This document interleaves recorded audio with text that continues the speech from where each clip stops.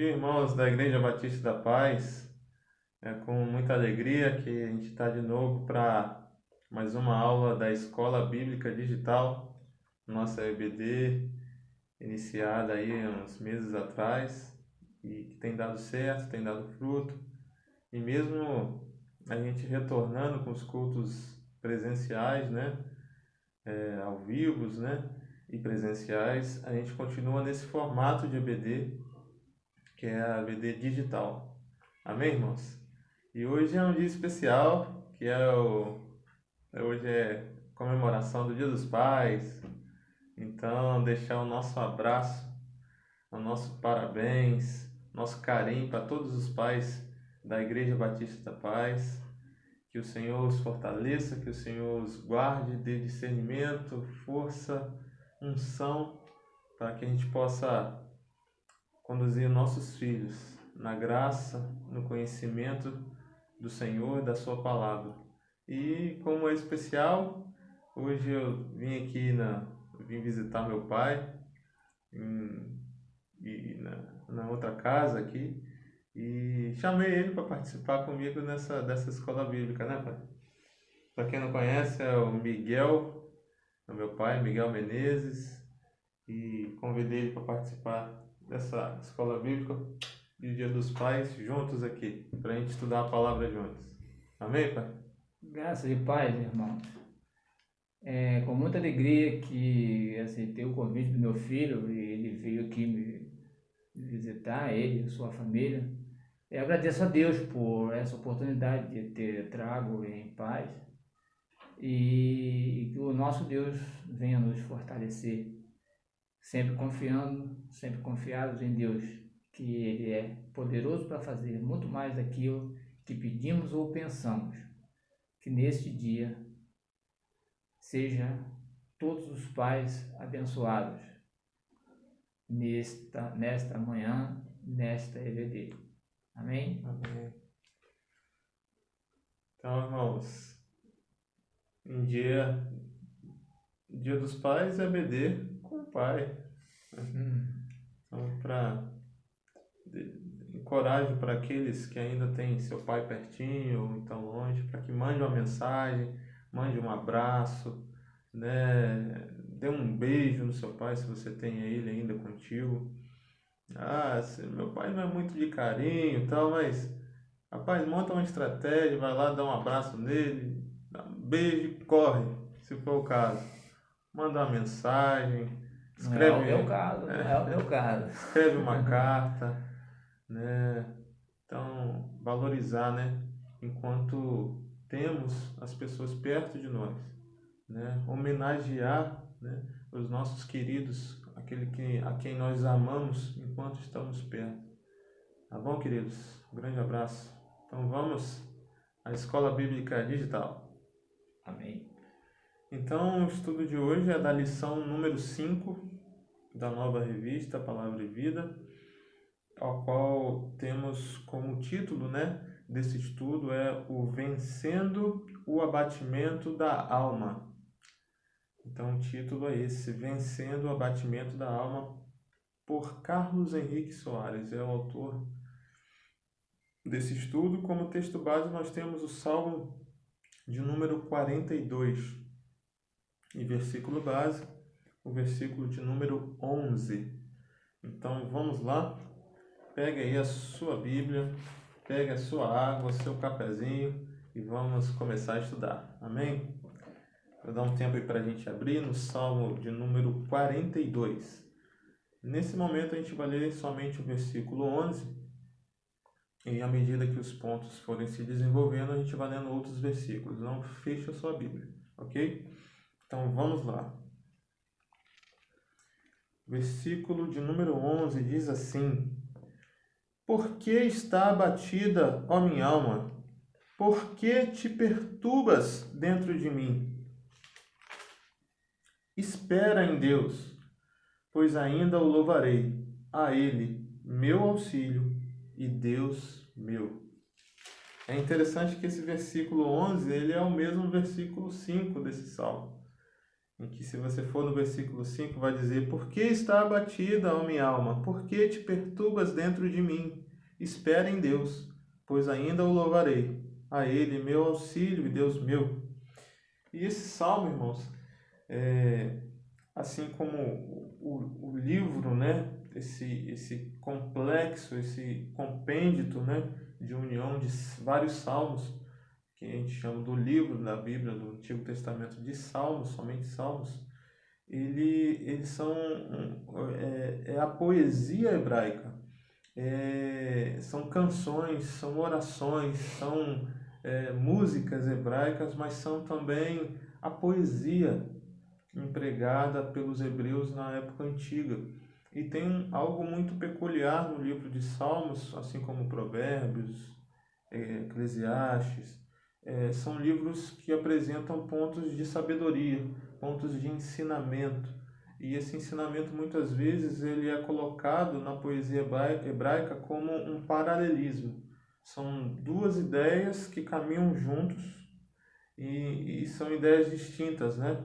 Mas é que é para trazer um conhecimento. E é assim que a gente vai trabalhar esse estudo de hoje, assim que é a proposta da revista, do estudo. E como forma até da gente complementar esse Salmo, né, 42 que a gente leu, ele forma uma unidade poética com o Salmo 43, que é o próximo Salmo na sequência do livro. E eu falei com os irmãos aqui, né, a gente leu o versículo 11, que está no texto base da revista. Falei com os irmãos que o versículo 5 do mesmo Salmo é o mesmo texto, é o mesmo versículo.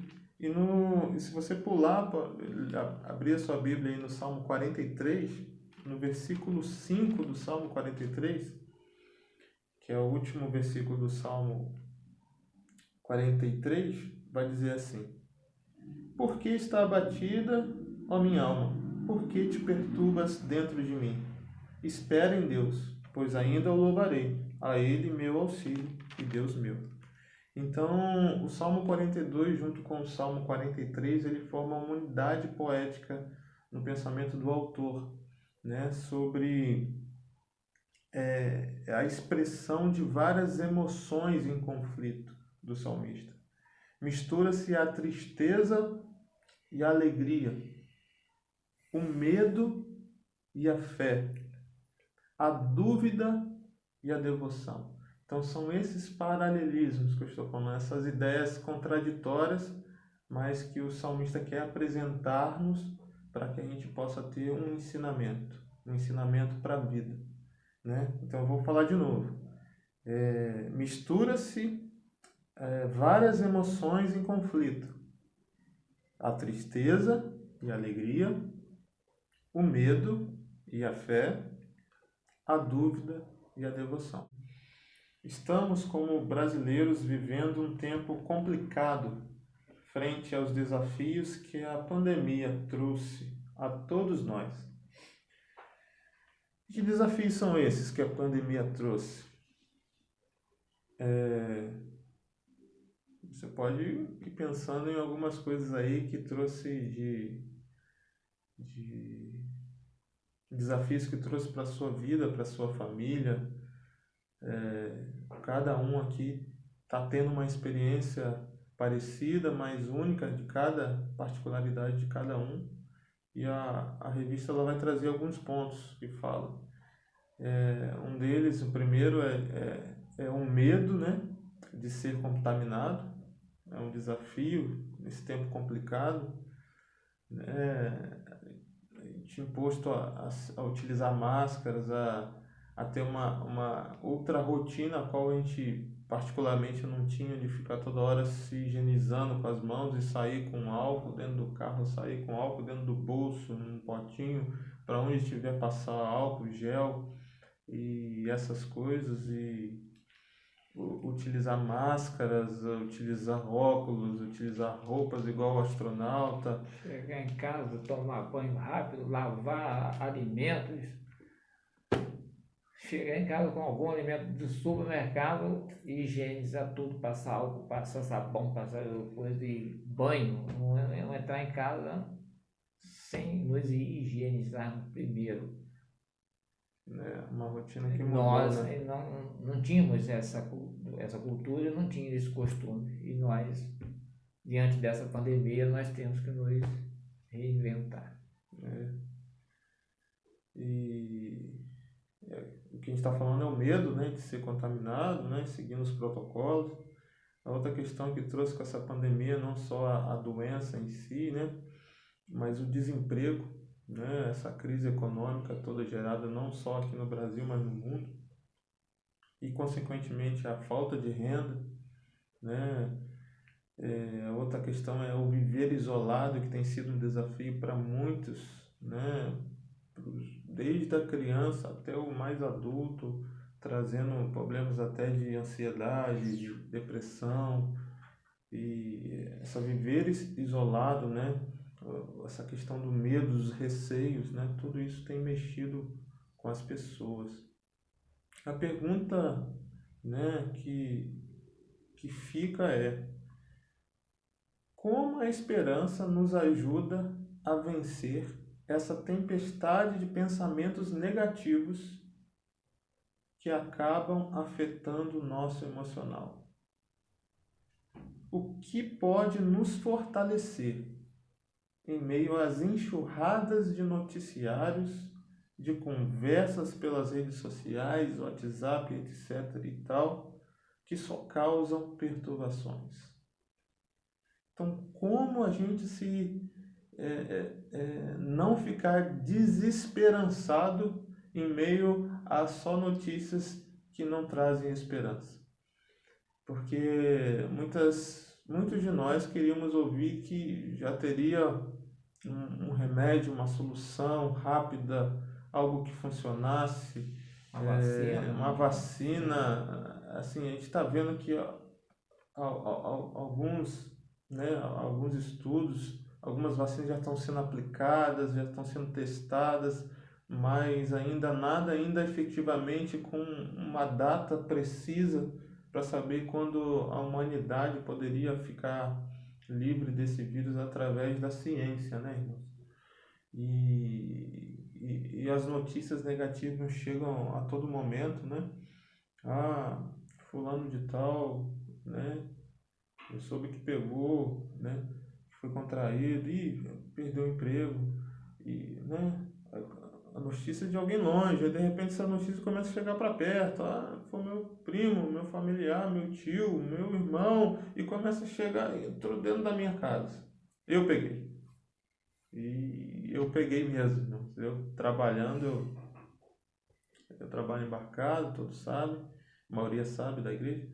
E eu, mesmo me protegendo lá conversei com o pastor Odo isso, e mesmo me protegendo da maior forma, da minha possibilidade do embarque na época, até um colega lá brincou comigo um dia na fila lá pro refeitório, pro almoço: rapaz, é que você tá envelopado, hein? Que eu tava com a máscara grandona, eu só andava com óculos cobrindo tudo, e mesmo com todos aqueles cuidados, levei spray desinfetante para jogar no colchão todo, no camarote, onde eu estava, diversas Roupa de coisas. casa, Eu não levei roupa de usou. cama de casa, travesseiro de casa, coberta, tudo que eu poderia fazer assim, tudo, né?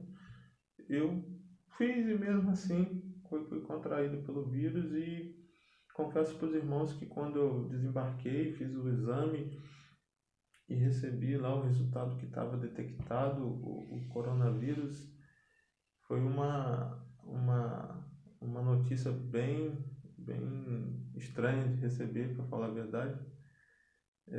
Fiquei assim, me sentindo... Foi um medo que tomou meu coração, na hora foi uma sensação de impotência, uma sensação de e agora o que vai acontecer? Eu estou vendo um monte de noticiário dizendo que gente fica internada. Teve colega lá da minha idade que ficou internado na UTI e teve, sei lá, a pergunta: será que eu vou morrer? Estou com um filhinho pequeno de 2 meses em casa, uma filha de 6 anos, na flor da idade, né? Vamos dizer assim, brincando. E será que eu vou morrer? Então, foi um desespero, assim, receber a notícia. Assim, ninguém me deu a notícia, eu entrei pelo celular mesmo e li. E por alguns instantes foi um sentimento bem estranho. Mas algo aconteceu um pouco depois, algumas horas depois. É, a buscar o Senhor, né? Chorar diante do Senhor e, e se lançar em Deus. Eu estava, não, como falei com os irmãos, eu desembarquei, eu não fui para casa, eu fui para um hotel, porque eu estava com receio de ir para casa, porque eu não sabia se eu tinha pegado ou não. E de lá mesmo eu fiquei isolado, em quarentena, então só tinha eu e o Senhor mesmo lá naquele quarto de hotel. Então foi um momento, assim, no início de medo, mas depois foi um momento de retiro com Deus.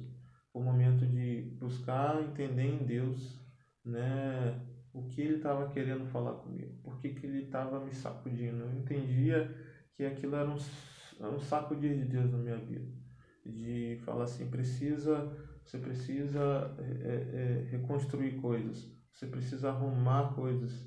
Eu quero arrumar coisas dentro de você, meu filho. Eu quero tirar essa veste que está toda uma veste de retalhos e dar uma veste nova, né? Então é isso, meus irmãos. As notícias podem estar sendo terríveis, a notícia pode chegar na sua casa, na sua vida, mas o que a gente quer falar nessa manhã é vencendo o abatimento da alma, vencendo quando a notícia ruim chega, quando a desgraça chega, quando o turbilhão de emoções abatem a sua alma. Mas nós temos uma esperança, que é, Pai, o Senhor Jesus. O Senhor Jesus. O Até nosso porque Deus. o versículo em questão, o salmo em questão, faz a pergunta: por que está batido, ó minha alma? Por que te perturba dentro de mim? Espera em Deus. Ainda, pois assim, ainda louvo a Deus. Deus meu, auxílio meu. Diante de todo o testemunho, esta é uma resposta, é um alívio para o nosso coração. Por que está batido a minha alma? Deus pergunta para você. Amém, queridos. Então, no estudo de hoje, a gente vai trabalhar 4 pontos.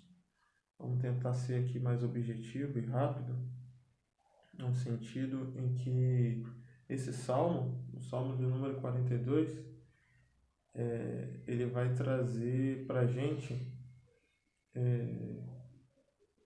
elementos de ensinamento, elementos de como a gente se portar em meio aos desafios, comparações da observação do salmista, né, na natureza, fazendo comparação com o nosso coração, com a nossa alma. Vamos lá?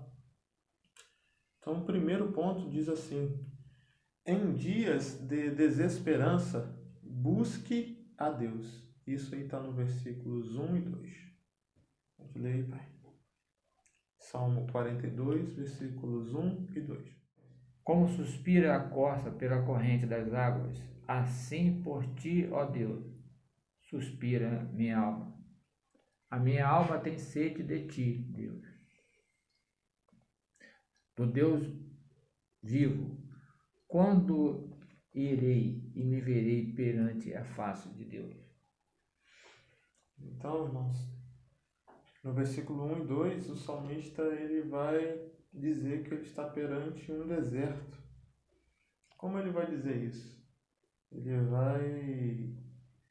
vai dizer que dentro do coração dele havia um aperto, um sentimento de angústia. E daí ele compara, né? Ele compara esse sentimento que ele estava tendo no versículo 1, que vai dizer como suspira, né, a corça pela corrente das águas, assim por ti, ó Deus, suspira a minha alma. Então a corça é como se fosse, como se fosse não, é um animal selvagem, é a fêmea do animal chamado veado, né? E no deserto, deserto é deserto, irmãos. Então, pelo nome, você já vai saber que deserto é um lugar que tem pouca ou quase água nenhuma. E a corça estava suspirando por águas. Suspirar, né, irmãos? É como se tivesse já perdido as forças, estava nos últimos suspiros e ela estava suspirando pela fonte das águas, né? Pela corrente das águas. E o texto da revista vai falar que a corça suspira por águas em meio à sede, em meio às faltas de expectativas de saciá-la, ela busca através do faro o cheiro das águas. Mas quase sempre, em meio ao deserto, as águas não estão no pé da montanha, num lugar fácil, num lugar plano. Mas a fonte das águas, elas estão geralmente no alto de um monte, de uma rocha, né? É do alto onde brotam as fontes de águas correntes. O salmista registra que, assim como a corça, ele tinha sede de Deus. Então vai usar a figura, né, da natureza da corça para dizer que como essa necessidade do último suspiro da corça, querendo uma água no meio do deserto, da sequidão, e ela tentando com o faro achar onde estava aquela fonte, e essa fonte geralmente não estaria num lugar fácil, não estaria num monte, no brotar da fonte, né? No monte em que a água vem descendo, né? Então, o salmista faz essa comparação, dizendo como a corça ele está no deserto, mas também deseja a fonte da vida. Então o salmista vai dizer que a água é a vida, é a fonte de vida para os seres vivos. Né? Se a gente ficar sem água, né? Acabar a água da caixa d'água, da cisterna, já é uma complicação enorme para nossa casa. Não faz comida, não toma banho, fica sujo. No meio da pandemia, como é que você vai se limpar? Né? Usando esse assunto da pandemia que a gente estava falando. Mas no sentido físico, a gente pode até passar dias, talvez sem água, sem comida, desculpa, mas sem água fica difícil, o corpo fica desidratado demais. Então, nós temos, né, os estudos que falam que a água é a fonte da vida, né, desse planeta qual a gente vive. Então, o salmista ele vai fazer essa comparação, que assim como a corça está querendo buscar a fonte da vida física, né, ali a água no último suspiro dela, a alma dele estava querendo buscar o Senhor, porque estava abatida, né? Então, o salmista vai falar que Deus é a fonte da vida, né? O Senhor Jesus, ele é a água da vida. Dele procede, né, as fontes da vida, de toda a vida. Foi ele que soprou em nós quando criou o ser humano, né, no jardim do Éden. Ele soprou dentro do ser humano, né? E ele se tornou alma vivente. Então Deus ele é a fonte da vida. Então, uma pergunta que a revista faz é: qual é a sua fonte da vida? No sentido de o salmista estava dizendo que ele não precisava de fonte humana, não de homens, não de pessoas, não de confiar num governo, não confiar no auxílio financeiro, não confiar num álcool gel, não confiar numa máscara, não confiar em algo que o ser humano possa fazer para nos livrar desse tempo difícil, mas é saber que a fonte daquilo que nós realmente precisamos, do que a alma humana precisa, não está nas coisas humanas terrenas, mas sim está naquele que é a fonte da vida. Confiar em Deus. Confiar em Deus. Amém, queridos? Então, um grande pregador chamado Charles Spurgeon vai falar assim: a melhor coisa da vida é estar com Deus, e a segunda é de desejar a Deus. Porque ao estar com Deus, ao desejar Deus, encontrando esse Deus ao qual você deseja, nós podemos ser satisfeitos com tudo que Ele é para nós. Com tudo que Ele é para nós. Deus tem muitas coisas para nós, mas nós temos que ser saciados por aquilo que Deus é para nós. Não por aquilo que Ele pode fazer por nós, mas sim por aquele que Ele é. Então, se Deus ele é um Deus conosco, se Deus ele é o nosso Pai, a qual vai suprir todas as coisas, a qual diz 365 vezes na Bíblia, não temas, não temas para cada dia. É nesse Deus que é a fonte da vida que nós temos que estar na presença dEle, buscando Ele, né? Desejando, né? E à medida que o nosso coração sincero quer encontrar e deseja o Senhor responde. E Ele vem ao nosso encontro e nós vamos ao encontro dEle. Amém? Amém. Então esse foi o primeiro ponto. Em dias de desesperança, busque a Deus. Busque a Deus. Busquemos a Deus. Segundo ponto. Em dias de desesperança, leve a seu coração a mensagem que fortalece. Versículos 3, 4 e 5 do Salmo 42. Vamos lá?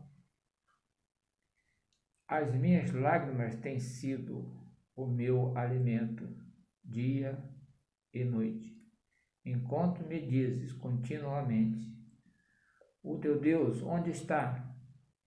Lembro-me dessas coisas, e dentro de mim se me derrama a alma.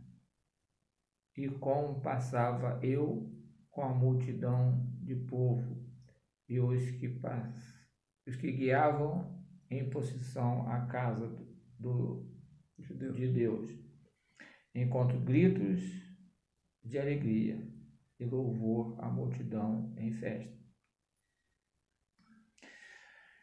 Porque estás abatida, ó minha alma, porque te perturbas dentro de mim. Espera em Deus, pois ainda o louvarei, a Ele, meu auxílio e meu Deus. Amém, queridos? O salmista fala de lágrimas e escreve o motivo dessas lágrimas, né? Porque do versículo 3 vai falar: as minhas lágrimas têm sido o meu alimento de dia e de noite, vai discorrer o texto. Então, muitos de nós já ouvimos talvez essa pergunta diante dos desafios, diante de um diagnóstico médico, diante da morte de um ente querido de forma trágica, diante de um filho nas drogas ou na prostituição, em meio ao desemprego, em meio às portas fechadas sem oportunidades. É como se até do nosso interior viesse essa pergunta, esse questionamento, né? O questionamento de pessoas, né, que não são cristãs, que olham para a gente em meio a talvez situações catastróficas, difíceis, desafios, e vão dizer: aonde está o seu Deus? Né? Ele se foi? Então o salmista apresenta a angústia ao se lembrar de algumas coisas.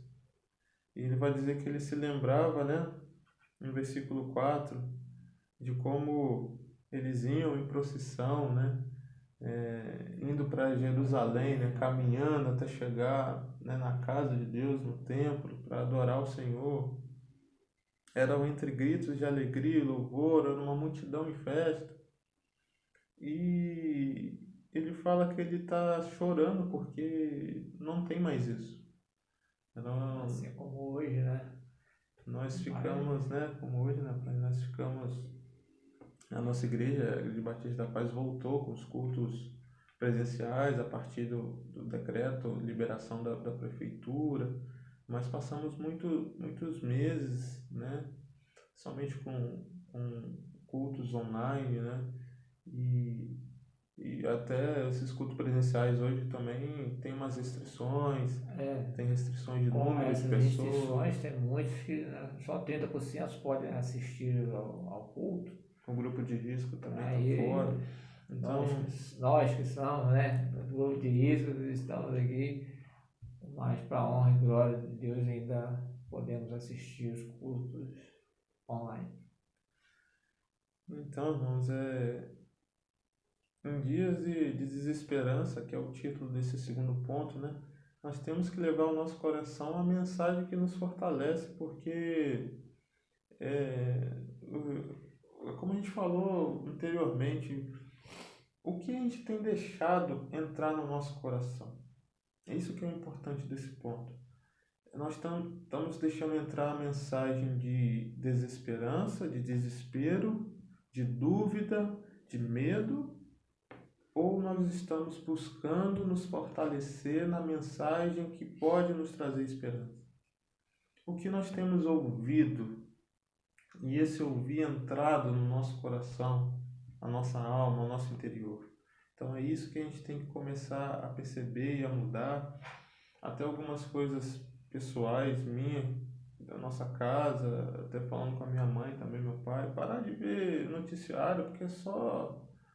Poxa, tem uns noticiários aí que é só tragédia, cara, é só notícia ruim. Então, isso pode deixar o nosso coração desesperado. Então, em vez de colocarmos a nossa vida para ver mensagens ali no celular e tudo, só de desgraça, né? Vamos trazer a mensagem que pode nos fortalecer. Porque é isso que nós estamos tratando nessa manhã, tratando nesse dia. Busquemos a Deus e busquemos em Deus a mensagem dele para nos trazer força, para nos trazer esperança. Amém? Amém. Glória a Deus. Ponto 3, que diz assim: em dias de desesperança, lembre-se de Deus. Que está no versículo 6 ao versículo 8. O versículo 6 diz assim: sinto abatida dentro de mim a minha alma. Lembro-me, portanto, de ti nas terras do Jordão, e no Monte Hermon, e no outeiro de Mizar. Versículo 7. Um abismo chama outro abismo, ao fragor das tuas catadupas. Todas as tuas ondas e vagas passaram sobre mim. Versículo 8. Contudo, Senhor, durante o dia, me concede a sua misericórdia, e à noite comigo está o seu cântico, uma oração ao Deus da minha vida. Amém. Então, irmãos, esses versículos aqui, 3 a 8, ele muda um pouco essa configuração do Salmo. O Salmo ele inicia trazendo o exemplo da corça, né, no deserto. E aqui ele já fala sobre as terras do Jordão, o Monte Hermon, né, sobre catadupas. A gente pesquisando aqui, né, pai, no dicionário, que seria essa palavra catadupas, seriam fontes de águas, né, no sentido de cascatas de águas grandes, né? Aqui no Brasil né, tem as cataratas do Iguaçu, né, lá no sul do país. Então, imagina na sua mente agora o que quer dizer essa palavra, difícil até de pronunciar, são aquelas quedas d'águas violentas, no sentido de que cai com muita força devido às enxurradas, devido às cheias. E imagina você está no meio dessas águas, no meio dessas turbilhão de águas, tentando nadar ali no meio daquelas águas. Então é essa situação que o salmista ele vem trazer, esse outro comparativo, essa outra inferência de que a alma dele estava como se fosse uma alma no meio de uma catarata, uma vida tentando nadar no meio de uma catarata do Iguaçu. Turbilhão de coisas acontecendo. O texto vai falar assim: o cenário parece mudar aqui. Ele sai do deserto e vai lembrar das alturas das montanhas. Ele vai mencionar os lugares altos de onde brotam as nascentes do Jordão. No versículo 7, ele usa o termo: um abismo chama outro abismo. É como se a água caísse no abismo e ela não parasse de cair, não parasse de cair. Porque trata da ideia do movimentar das águas turbulentas frente a enxurradas em dias de chuva. Ele faz uma comparação de uma alma bagunçada por essas águas todas. É como se ele dissesse que estava em meio a um turbilhão de águas. E ele lembra de Deus no versículo 6. E ele é levado de um lado para o outro, mas se lembra de Deus. No versículo 8, o salmista, em sua oração, tem uma certeza. Ele conta em meio aos dias maus, com a misericórdia do Senhor de dia e de noite. Conta com uma oração de louvor a Deus. Então, irmãos, os dias são difíceis, mas em meio ao turbilhão da nossa alma, em meio a tanta coisa acontecendo, lembremos que Deus está conosco, que Deus não nos deixou, porque essa é a promessa da palavra de Deus. Não vos deixarei órfãos. O Espírito Santo está conosco. O Espírito Santo está aqui, está aí, e pode tocar na nossa alma, no nosso coração, naquilo que está bagunçado e arrumar tudo. É só a gente buscar Ele, sinceramente, buscar com sinceridade, com quebrantamento, né, com coração contrito, né, e apresentar a Deus todas as coisas. E um outro ponto que a revista chama a atenção da gente é que esse turbilhamento de coisas, essa turbilhão de emoções, essas situações difíceis, algumas vezes ou muitas vezes dela, na verdade eu vou dizer até 100% das vezes, Deus é soberano, está nos propósitos dele para a nossa vida. Então, a mão de Deus no meio desse, talvez até gerando esse turbilhão, né, pai? Muitas vezes a Às gente vezes não percebe que às vezes possamos até murmurar, mas esse mover das águas, essa turbilhão de coisas que nos envolve, às vezes não colocamos culpa em N coisas, mas como o Eric diz, muitas das vezes, ou 100% das vezes, é Deus querendo nos ensinar, é Deus querendo nos proporcionar um conceito. Eu estou me lembrando aqui do testemunho dele, que ele falou, quando eu peguei o coronavírus, eu falei, Deus, o que eu vou fazer? Não, é Deus, filho, você precisa fazer isso, ter uma nova veste, nova. Então, muitas das vezes a gente está naquele turbilhão pensando que é culpa do nosso adversário, do nosso inimigo, mas não. culpa do diabo, É culpa nós, do pecado, né? é Deus querendo nos Moldar, moldar. amadurecer. Ele corrige a quem ama. Muitas das vezes é uma lição que nós precisamos ter. Assim, às vezes é muito fácil, né? Não fácil no sentido do significado da palavra fácil, mas é fácil a gente ver as situações e falar, Deus está querendo te mostrar um pouco, mas às vezes é difícil, muito difícil enxergar isso, enxergar o propósito, mas que em tudo, né? Como Romanos diz, né? O apóstolo Paulo, todas as coisas cooperam para o bem daqueles que amam a Deus e são chamados segundo o seu propósito. Então, seja esses turbilhões que a gente possa passar nesses dias maus, ser um impulsionamento para o nosso crescimento, para a nossa maturidade em Deus. Amém, queridos? Vamos então para o ponto 4, o último da revista, que vai falar assim: em dias de desesperança, persevere. Isso está no versículos 9 a 11, que vai dizer assim: digo a Deus, minha rocha, por que te olvidaste de mim? Porque hei de andar eu lamentando sobre a opressão dos meus inimigos. Esmigalham-se os ossos quando os meus adversários me insultam, dizendo: o teu Deus onde está? Por que está abatido a minha alma? Por que perturbas dentro de mim? Espera em Deus, pois ainda o louvarei. Ele é o meu auxílio e Deus meu. Os salmistas têm questionamentos, apesar das suas convicções. E isso é muito importante, porque muitos de nós sofrem a culpa de questionar quando as pressões vêm. No sentido assim, a gente sofre várias situações que a gente já descreveu e a gente às vezes se questiona. E por que isso tudo está acontecendo? Por que isso, por que aquilo? E depois vem um sentimento de culpa. Eu não podia ter questionado, eu não podia ter murmurado.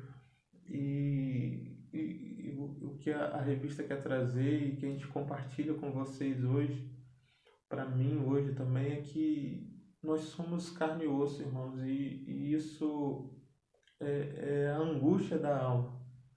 Então, nós temos que ser sinceros, né? Eu não estou querendo dizer para você que você seja um murmurador, não é isso. Mas se a gente, no meio da pressão, sofrendo a pressão das coisas, chegar até no nosso coração um sentimento assim, de tentar questionar, não é para a gente se culpar disso, viver culpado disso, mas entender que é nesse lugar, a gente chegou nesse ponto, que é o ponto que a gente mais precisa de Deus, mais conhecer a Deus. Temos que perseverar. É um momento que a gente tem que perseverar e não questionar. Isso. O salmista revela em suas palavras que o seu interior está cheio de dúvidas. Está cheio de dúvidas e dor na alma, assim como todos nós nos sentimos em meio às dores e às crises. O salmista é igual a nós. Daí ele faz algumas perguntas nesses últimos versículos do Salmo, que é: por que esqueceste de mim, ó Deus? Por que ainda sinto a pressão dos meus opressores? Deus, o Senhor foi embora? Por que me perguntam onde está o meu Deus? São algumas perguntas que o salmista faz em meio às pressões que ele estava sentindo. A tristeza do salmista é real, mas não para. Ele persevera em trazer para si mesmo, a esperança, as convicções do coração. Às vezes a nuvem escura parece permanecer sobre a família. As lutas são terríveis, mas precisamos trazer à mente a certeza de um Deus presente que é Emanuel, que é um Deus conosco. O salmista, em meio a todas as perguntas e lágrimas, faz como se fosse uma outra pessoa trazendo para si mesmo a resposta. O salmista se faz uma pergunta e ele mesmo traz a resposta ao seu coração. Alma, por que está abatida? E ele responde: nem tudo está perdido. Espera em Deus. Por que você está perturbado, alma? Espera em Deus. Ainda chegará o tempo de cantar. Isso passará. Não esqueça, alma, o Senhor Deus é a salvação. Ele é Deus e nele podemos confiar. Persevere. Isso vai passar. Todas as coisas passarão. E naquele dia qual nós encontraremos com o Senhor, não haverá mais dor, mais choro, mais tristeza, angústia, e podemos viver um pedacinho desse céu aqui na terra, quando buscamos, encontramos, desejamos, perseveramos no Senhor, na sua palavra e no seu amor. Amém? Encontramos em Romanos, capítulo 8, de 31 a 39, que diz assim: as provas e a certeza do amor de Deus. Que diremos, pois, à vista dessas coisas? Se Deus é por nós, quem será contra nós? Aquele que não poupou o seu próprio filho, antes por todos nós o entregou. Porventura, não nos dará graciosamente com ele todas as coisas? Quem tentará acusação contra os eleitos de Deus? E quem Deus os justifica? Quem os condenará? É Cristo Jesus quem morreu, ou antes quem ressuscitou, o qual está à direita de Deus e também intercede por nós. Quem nos separará do amor de Cristo? Será tribulação, ou angústia, ou perseguição, ou fome, ou nudez, ou perigo, ou espada? Como está escrito: por amor de ti somos entregues à morte o dia todo. Fomos considerados como ovelha para o matadouro. Em todas estas coisas somos mais do que vencedores, por meio daquele que nos amou. Porque eu, bem certo de quem nem a morte, nem a vida, nem os anjos, nem os principados, nem as coisas do presente, nem do porvir, nem os poderes, nem a altura, nem a profundidade, e nem qualquer coisa, outra criatura poderá nos separar do amor de Deus, que está em Cristo Jesus, nosso Senhor. Amém? Amém. Glória a Deus.